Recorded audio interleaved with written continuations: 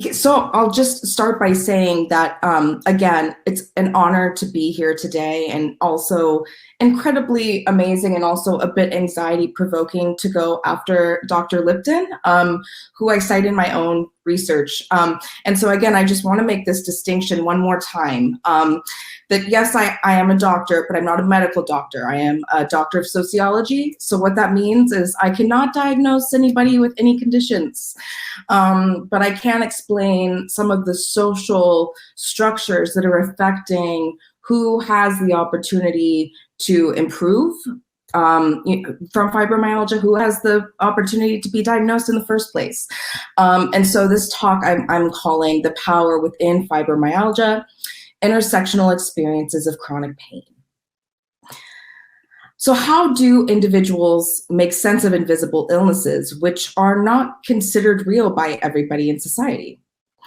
I sought to answer this question using sociology and real-world data, and focus directly on the case of fibromyalgia. So although fibromyalgia is categorized as a disability by the Americans with Disabilities Act, or the ADA, there's still a lot of medical skepticism as well as public debate about the realness of the condition.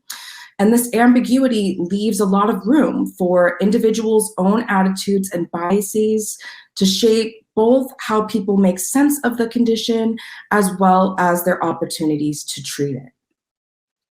So the majority of us in this conference are already familiar with fibromyalgia. What I would normally talk about on this slide is what is fibromyalgia and its primary symptoms, as I'm normally giving this research talk to sociologists. So don't have to do that in this case. Instead, I'm going to explain a little bit about why sociology might care about fibromyalgia in the first place.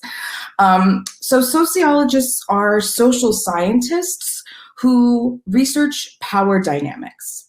So ultimately, this means that we are interested in topics like social inequalities as well as social justice. So from a sociological perspective then, how does a better social understanding of the fibromyalgia experience and the fibromyalgia community, who are individuals which are simultaneously patients as well as community members, sometimes also advocates on top of that. So how does this social understanding shed light onto the blind spots of power and privilege within this specific condition? In other words, how might larger structural forms of gender, race, and class systems serve to expedite the fibromyalgia wellness or healing process for individuals who are in more socially privileged positions? So fibromyalgia makes a really unique sociological case to explore the mechanisms that individuals use to make sense of an invisible illness or one which lacks a clear cause and those biomedical markers. Sociologists would classify fibromyalgia on top of invisible illness. They'd also classify it as a contested illness. Because unfortunately, fibromyalgia is not equally embraced by all medical practitioners. Sociologists Barker and Conrad explain that contested illnesses are health conditions which medical practitioners do not consider distinctly medical. They are looked at as medically suspect. So contested illnesses are ambiguous, and they leave more room for a physician's subjective interpretations within the diagnostic process. In this way, cultural stereotypes about disability can become prominent factors in both who is diagnosed with fibromyalgia and who can effectively manage their conditions. For me, fibromyalgia is both personal and familial as well as academic. I personally suffer from fibromyalgia among a host of other health conditions, and one of my closest relatives also has a diagnosis of fibromyalgia. So this insider perspective into living with the condition afforded me extra insight into my role as a researcher. It shaped my research questions, and it also increased my rapport with my research respondents. So with a strong background in collaborative, equity-oriented, community-based research, I have a strong sense of accountability to the fibromyalgia community. In other words, I wanted to hear directly from fibromyalgia sufferers and to hear from social categories who are most often omitted from fibromyalgia research.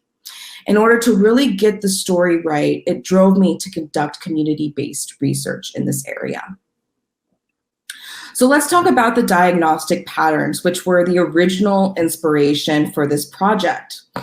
The most apparent pattern is for gender, as 91% of people who receive a formal fibromyalgia diagnosis are women. In 2005, sociologist Kristen Barker conducted an important gender analysis of fibromyalgia, which she published into her book, The Fibromyalgia Story. This research shows that the fibromyalgia diagnostic criteria itself is feminized, because in forming the criteria, medical researchers sampled predominantly women with the condition. So Barker argued that the diagnostic criteria for fibromyalgia captures women's somatic distress generally, in the way that the criteria itself might serve to privilege women over men in the diagnostic process. Unfortunately, at the time of publication, which was almost 20 years ago, Barker argued that there was still little recognition of fibromyalgia as a gendered disorder among the medical community.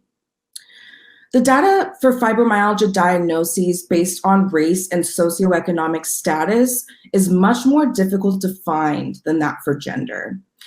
Importantly, most studies show that white Americans are overrepresented, making up to about 75% of those within the diagnosis, despite comprising about 60% of the American population.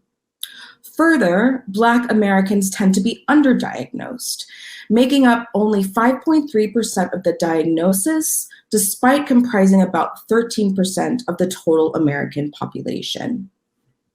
One notable sociological study in the United States, which specifically analyzed race and fibromyalgia, found that this lack of diagnosis was more than just a problem of healthcare access.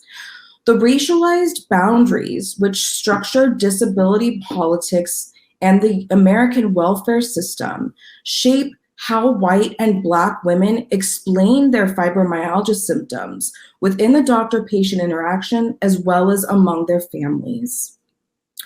Although I have been unable to locate data for class-based diagnostic patterns, most research shows that the fibromyalgia diagnosis is commonly associated with low-income people, but it tends to use education or degree level as a proxy variable. This finding contradicts research from the Sociology of Health, which shows that as a result of unequal access to healthcare, middle-class people are more commonly diagnosed with invisible health conditions. So circling back to sociology then, how might sociological theories of race, class, and gender help us better understand these diagnostic patterns? I incorporated sociology, social psychology, Black feminist theory, and disability justice to explore fibromyalgia as a case of intersectional inequalities. My primary goal was to contribute to the limited sociological literature on disability as an intersection within what Patricia Hill Collins terms the matrix of domination. My main research questions are, how do Americans with fibromyalgia understand the condition? And how do these understandings vary across social categories? Further, how do meanings of fibromyalgia shape individuals' actions and opportunities? I used multiple methods, both quantitative and qualitative, to analyze the ways that people talk about fibromyalgia. How do individuals' social and cultural understandings of fibromyalgia draw from and perpetuate gender, race, and class inequalities? In order to be included in the sample, individuals must be diagnosed either medically or self, and I'll insert a caveat here that about 97% of my sample was formally medically diagnosed with fibromyalgia. They must also be 18 years of age and reside within the United States. It was very important to me to understand the American healthcare process within this research project. For my procedures, I first conducted a quantitative online survey, which had 493 respondents. And I gathered this data in the fall of 2020 and winter of 2021. In the next phase, I used in-depth one-on-one virtual interviews with 30 individuals in the winter of 2021. So this is a list of all of the things that my survey measured. I'll go through this pretty quickly to try and get into my findings. So in addition to asking about individuals' fibromyalgia symptoms and the severity of their symptoms, I also asked about whether their symptoms have improved since the time of their diagnosis, how much money they spent managing their fibromyalgia, their perceived and personal fibromyalgia stigmas, fibromyalgia self-mastery, which is also an individual's perceptions of control over fibromyalgia, whether they were involved in any support groups, fibromyalgia social identity in order to analyze the conceptualization of fibromyalgia as a group-based identity, identity salience, or how strongly identities of fibromyalgia are incorporated into the self, general well-being, and gender, personality, and performance, which is important for sociologists who understand gender as both an interactional process and an individual identification, as well as, of course, typical demographics like race, class, and gender.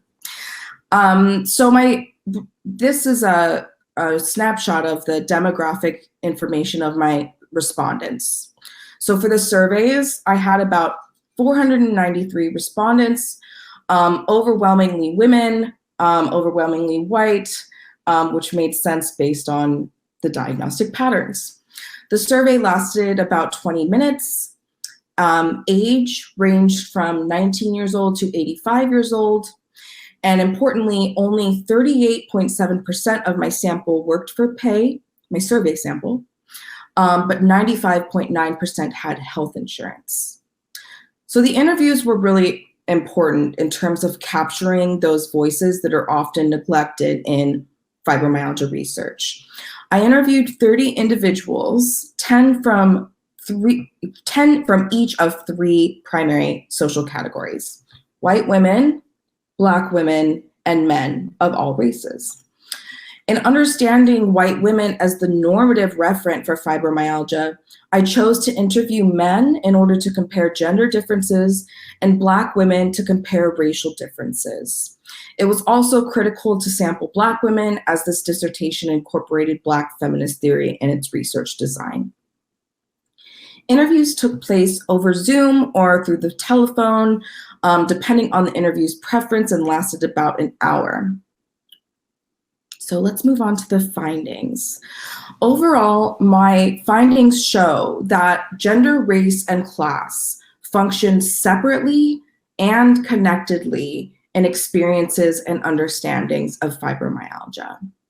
So despite which social identities people identify, the majority of the respondents described the normative referent for a person with fibromyalgia as a woman. However, only non-white respondents articulated the whiteness that was tied to this perception. Additionally, Black women had qualitatively different experiences with fibromyalgia, both in terms of their symptoms, but also within their interactions with doctors, friends, and family.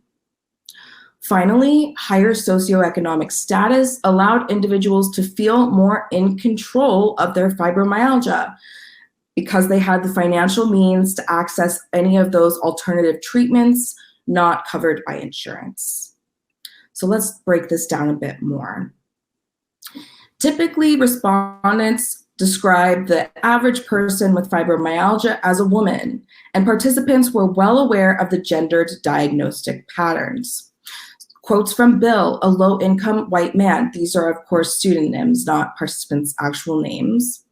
Bill was told by his doctor, "You don't have fibromyalgia, but, you know, men don't have fibromyalgia." Women respondents were often told that they just had a low pain threshold, mental health problems, were overweight, or were going through menopause. However, my survey data did not show significant gender differences in fibromyalgia symptom severity. So the common perception that fibromyalgia is worse for women might be misguided, as the condition actually presents fairly similarly across genders.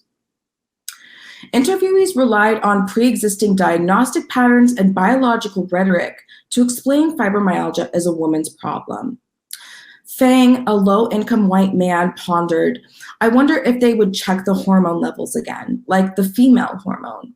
We both have male and female hormones, okay? Everybody has male hormones, and the people that have fibro have more of the feminine hormone, greater balance of it than the, testosterone. Similarly, Dory, a low-income white woman, explained, I'm always fascinated when I see men talking about it.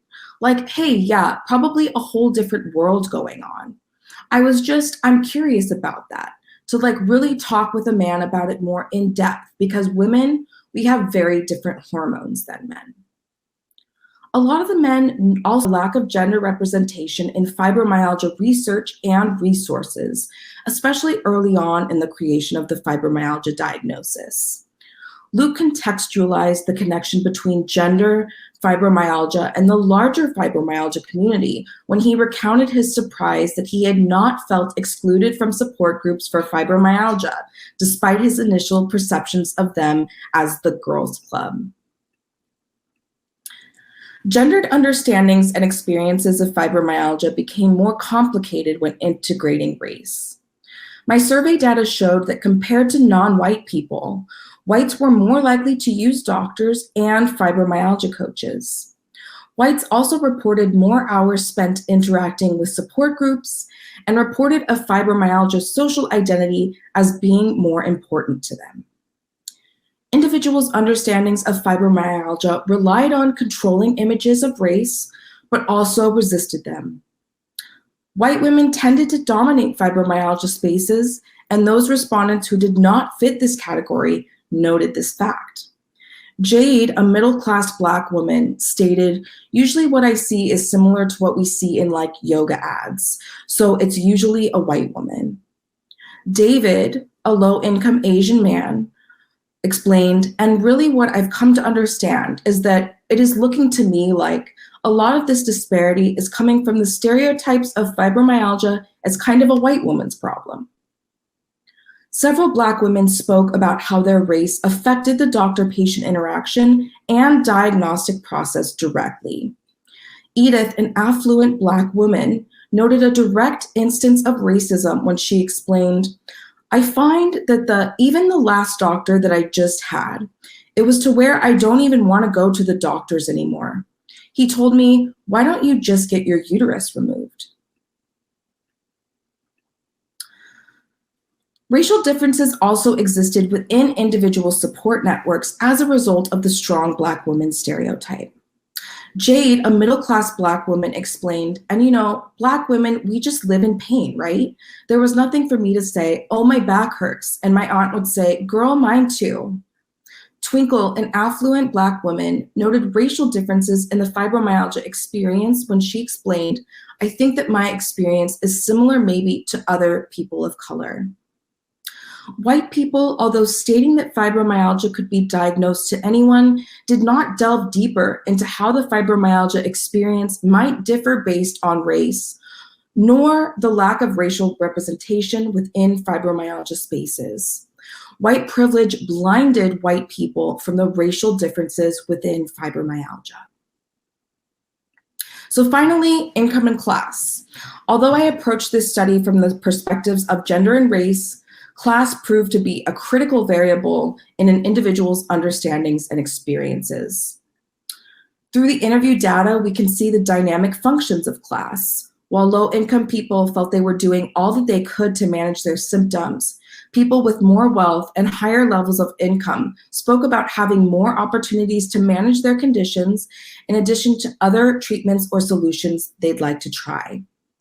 Therefore, class status affects how individuals understand available treatment options. Claire, an affluent white woman, explained she would really like to spend more money on maybe creams, ointments, and other things that I found do help. You know, it's expensive. Everything is so expensive. In contrast, many low-income individuals felt they were already doing all that they could to manage their fibromyalgia, despite lacking access to alternative treatments. Bill, a low-income white man, argued, "Cost hasn't been an issue for me.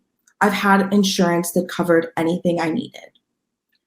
Perhaps unsurprisingly, survey data shows significant class differences in general well-being, and we can see this reflected in my interviews. Shaira, a low-income white woman, argued, "It's not so much cost out of my pocket, it's more of a cost to my ability to live better." Importantly, even those with class privilege argued that health insurance does not cover many effective treatments for fibromyalgia. Wealth and higher income were rarely spoken of as important means for maintaining fibromyalgia, even though most people who experienced lessening symptoms had better financial means. Instead, individualism, or an individual's consistent work toward well-being, framed fibromyalgia understandings and experiences. Coming to a close here.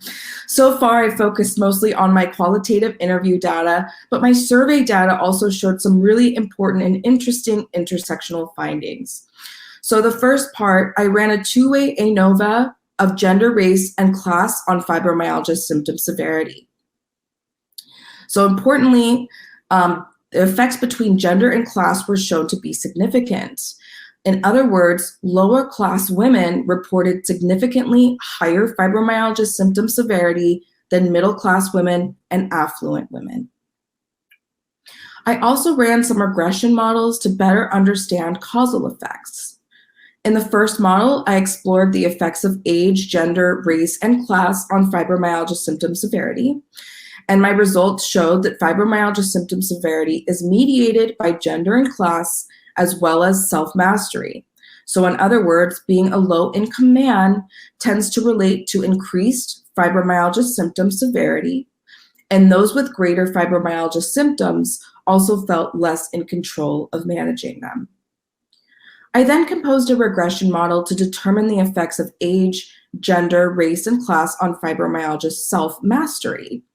Results showed significant effects for race, symptom severity, and masculine personality. Therefore, non-white people and those with greater fibromyalgia symptom severity felt less in control of managing their symptoms. I'm sorry, I'm going over time and I thought I'd cut us back a little, but here we are. So in my research project, in addition to broadening our understandings of what it's like to live with fibromyalgia on a daily basis, I attempt to bring disability into sociological discussions of intersectionality, power, and social inequalities. My findings demonstrate how dominant ideologies about gender, race, and class structure access to an invisible diagnosis and opportunities for wellness at the individual, interactional, and structural levels. Overall, the fibromyalgia diagnosis is both a privilege and a form of social control. While the diagnosis has the potential to lead to treatment and disability accommodations, getting well from fibromyalgia is not equal across social categories. This research has particular relevance in the current context of mass disability from the COVID-19 pandemic. There was an important article recently in The Guardian, which talked about the intersectional inequalities that are arising as a result of long COVID. While men and white women are taken more seriously in the doctor-patient interaction, they have more power to advocate for themselves and to benefit from this privilege through additional screenings and diagnostic procedures. Women of color with long COVID have been reporting more minimization of symptoms and a lack of accommodations. So how do we as a society move toward a more equitable model for invisible illnesses and chronic pain? In closing, I'd like to center the movement for and concept of healing justice, which critiques unequal opportunities for healing while simultaneously normalizing and destigmatizing disability. Created by disabled, working class, BIPOC communities, healing justice is a response to burnout, inaccessible medical care, and ableism, which reclaims traditional methods of healing and redefines what healing and health could mean once structural barriers are removed. If social factors play such a large role in shaping the fibromyalgia wellness process, social solutions like guaranteed housing, accommodating work environments, and universal community-based healthcare systems are necessary to make health and well-being equitable across social categories. Thank you so much for your time and attention, and I truly look forward to your questions.